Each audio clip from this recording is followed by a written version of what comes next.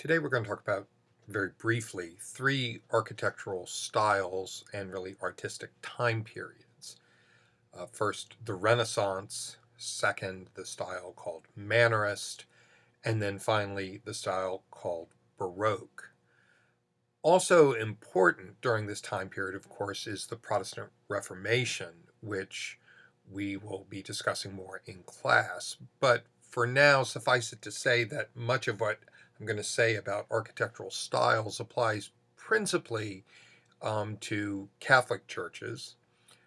Protestant churches tended to emphasize great simplicity in the architecture, with the idea that people needed to focus purely on the Word of God, which was being proclaimed and preached, and not be distracted by fancy architecture or interior decoration. So first, the Renaissance. The term itself is a French term that means rebirth. It's something of a polemical term. It implies that what came before was either dead or dying, and that there was a rebirth of culture.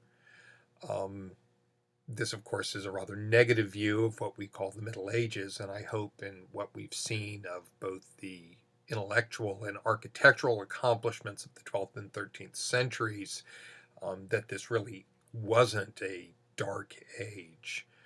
But in any case, for convention's sake, we'll continue to use the term Renaissance. The Renaissance is generally thought to begin in Italy, usually in the 14th century, though some would push it back into the 13th century. And it begins specifically in the area of Italy known as Tuscany. Somebody once commented to me that if you lived in Tuscany with its great natural beauty, you, of course, might have the kind of optimism about human beings and human nature that is sometimes said to characterize the Renaissance. In any case, one of the things that's characteristic of Renaissance architecture is an emphasis on mathematical order, and I think this comes out both in the reading from Jordan and the selection of the reading from Whitcower. It's often seen as something of a return to Roman or Greek style of art and architecture.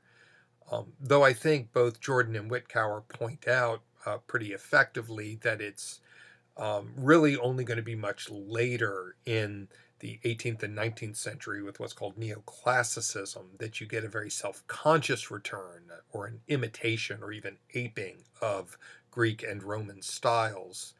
Certainly in the Renaissance they look back to the ancient world, but there's also a fresh and innovative spirit about it. It's not mere imitation.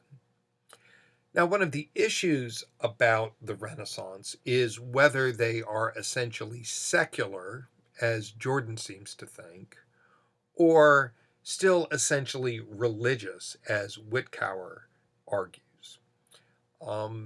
This is an issue that we can talk about in class.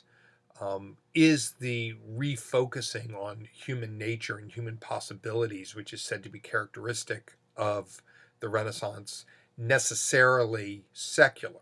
You might say, is humanism always going to be what people sometimes today call secular humanism? A couple of iconic structures associated with the Renaissance. First is Filippo Brunelleschi's dome on the cathedral in Florence. This is often seen as one of the first great structures of the Renaissance.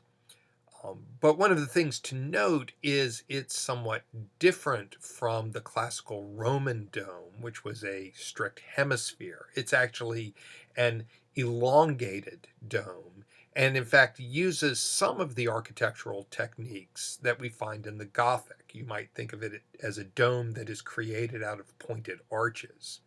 Yet, as Jordan points out, there are certain architectural innovations that eliminate the need for external buttressing that's so characteristic of the Gothic, and that's something we can talk about more in class.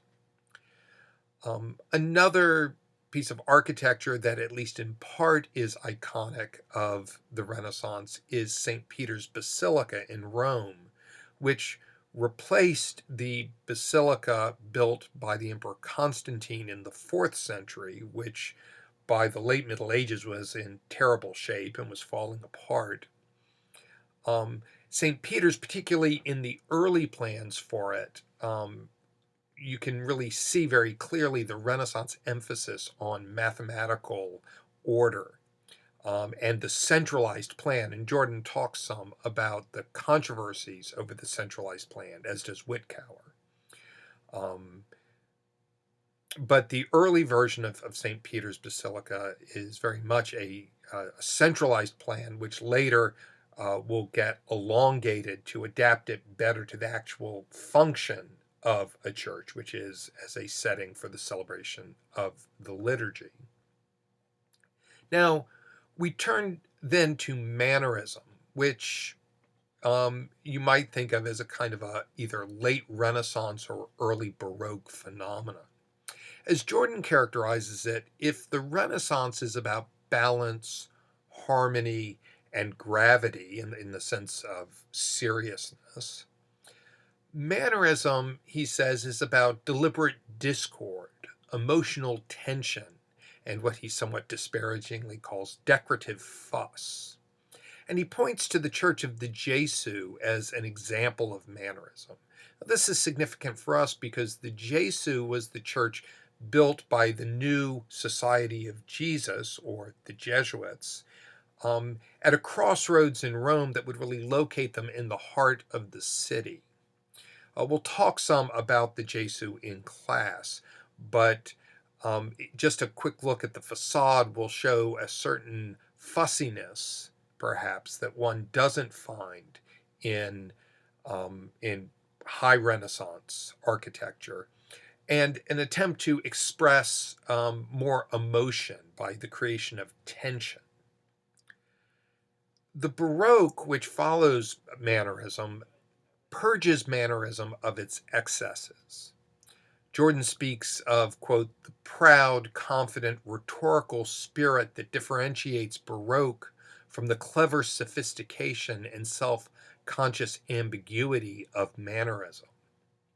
Examples would be the baldacchino or canopy over the altar that Bernini builds in St. Peter's Basilica, in which it's almost as if, though it's a bronze structure, it's almost as if it's about to start moving or swaying in the wind. Or perhaps one of the most famous Baroque pieces, also by Bernini, the Cornaro Chapel in Rome, which depicts a moment from St. Teresa of Avila's biography, autobiography, in which she describes an angel bearing a arrow piercing her heart in a moment of ecstasy. It's an amazing, really, installation in which architecture and sculpture are combined, and you can really see what the Baroque tried to do was not simply to express emotion, but even movement in metal and stone.